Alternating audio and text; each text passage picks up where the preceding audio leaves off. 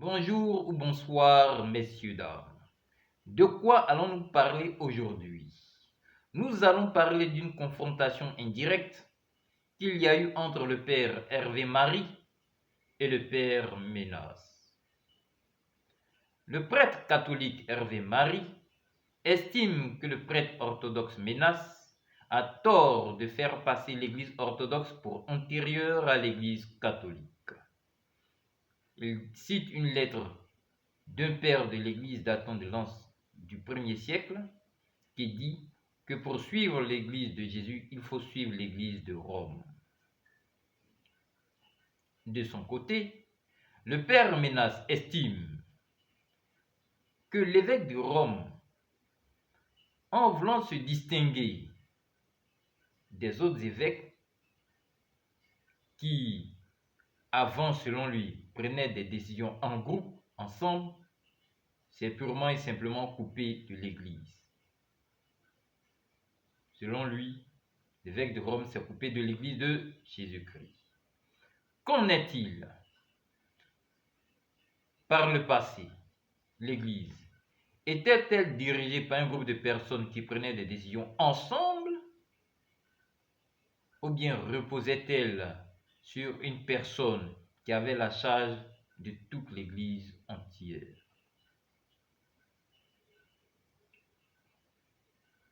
Il est vrai que Jésus-Christ a choisi 12 apôtres lorsqu'il voulait bâtir son Église. Mais en présence des 12 apôtres, il a dit, précisément à Saint-Pierre, tu es Pierre, et sur cette pierre, je bâtirai mon Église. Et la puissance de la mort ne pourra rien contre elle. Je te donnerai les clés du ciel.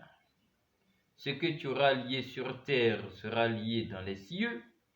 Ce que tu auras délié sur terre sera délié dans les cieux. Par cette déclaration, Jésus éclaire son Église d'abord. Il a dit mon Église, donc on comprend que Jésus aura une seule Église. Et cette Église sera bâtie sur Saint-Pierre. Elle n'a pas dit sur les apôtres. Elle a été très claire, elle dit sur Saint-Pierre et en présence des autres apôtres.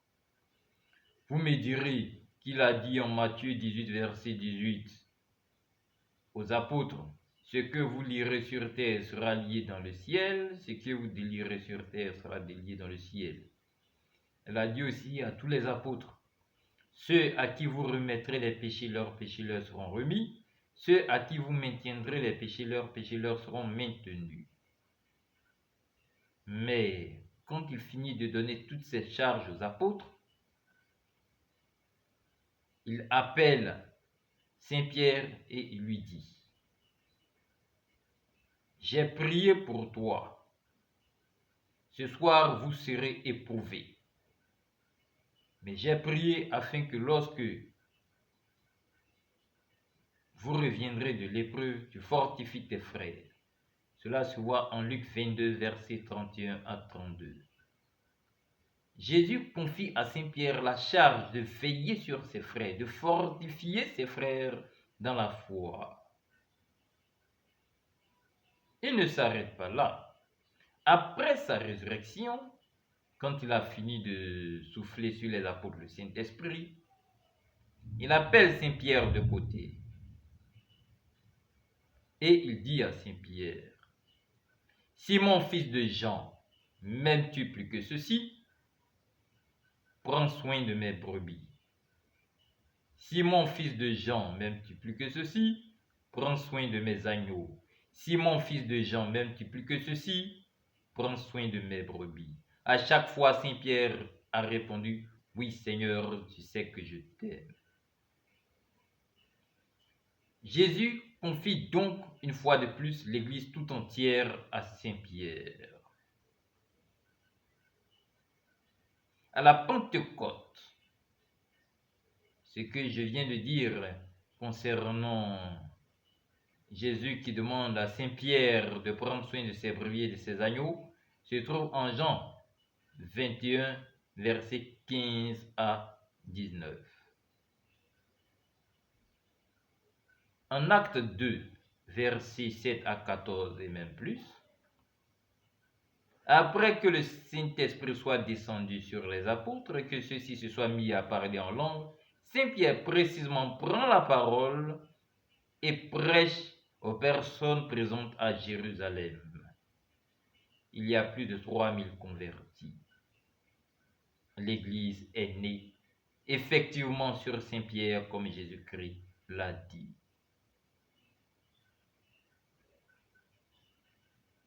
En Acte 15, versets 7 à 8, les apôtres et les anciens se sont réunis pour prendre des décisions. Fallait-il circoncire ou non les nouveaux convertis? Mais le groupe n'arrivait pas à s'entendre. Il a fallu que Saint Pierre se lève, rappelle comment Dieu l'a choisi et se prononce pour que le groupe se calme et sache la conduite à tenir, à savoir qu'il ne fallait pas imposer la circoncision aux nouveaux convertis.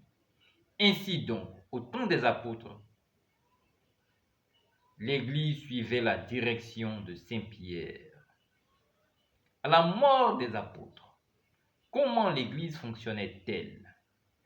Bien entendu, les dirigeants des églises locales avaient du mal à se réunir. L'église était persécutée, elle avait vraiment du mal à fonctionner. L'église est devenue stable en l'an 312 avec la conversion de l'empereur Constantin. Celui-ci, ayant compris la parole de Jésus qui dit que Pierre reçut cette pierre, je bâtirai mon église, a construit la basilique Saint-Pierre de Rome exactement là où Saint-Pierre a été enterré. Il a construit la basilique Saint-Pierre de Rome sur Saint-Pierre. Tout allait bien. La capitale de l'église était Rome. Le siège de l'église était là où Saint-Pierre était enterré. Tout allait bien.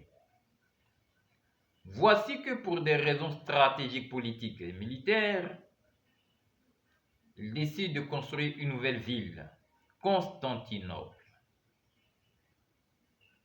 De faire de cette ville la capitale de l'Église.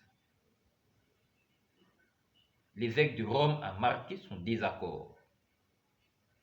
En effet, Jésus-Christ a bien dit qu'il bâtirait son Église sur Saint-Pierre. Et Saint-Pierre s'est définitivement immobilisé à Rome, indiquant le lieu où devrait être le siège de l'Église de Jésus-Christ. Indiquant par la même occasion à qui il cédait son héritage, l'héritage des clés du ciel, l'évêque de Rome. Et comme l'évêque de Rome a pour successeur l'évêque de Rome, on comprend que les successeurs de Saint-Pierre sont les évêques de Rome.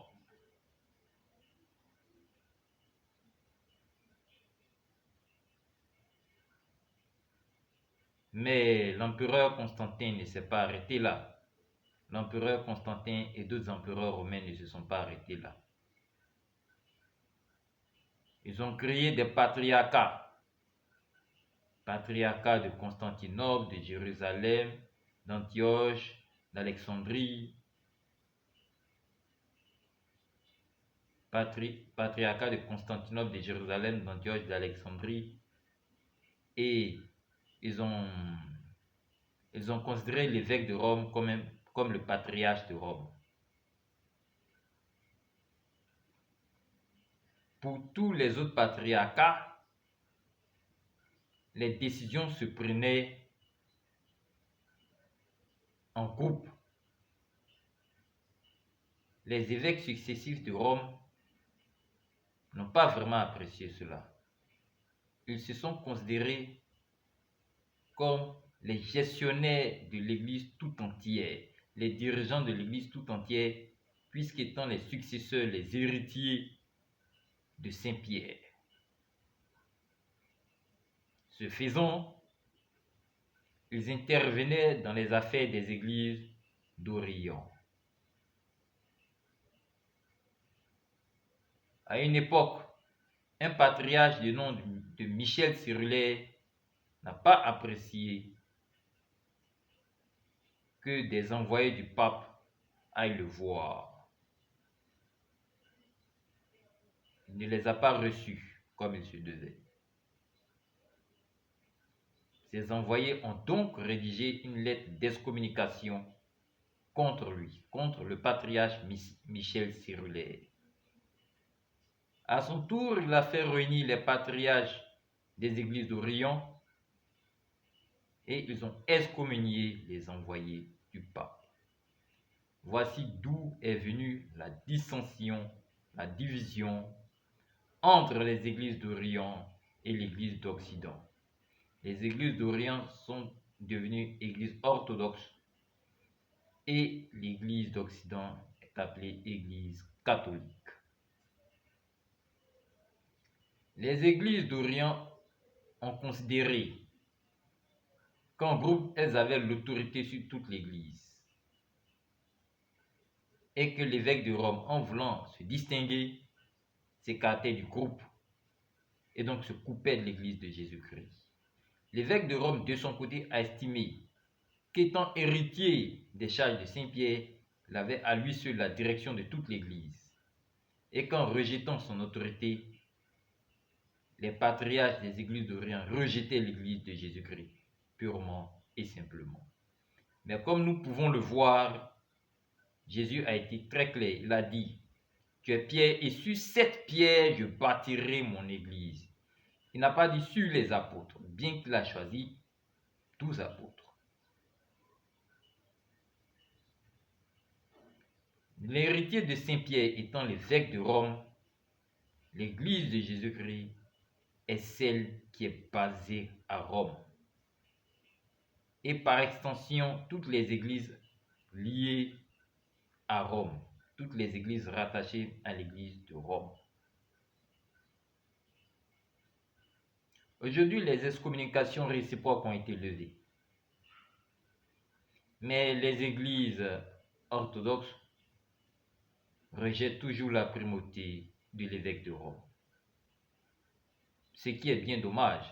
Pourquoi Jésus-Christ, en plus de choisir 12 apôtres, a confié précisément à Saint-Pierre la charge de toute l'église? Ce n'est pas évident que le groupe s'entende.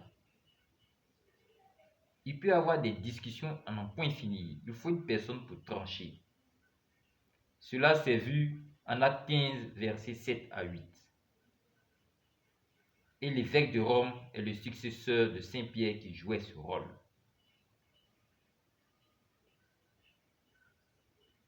Aux catholiques, vous êtes dans la vraie église.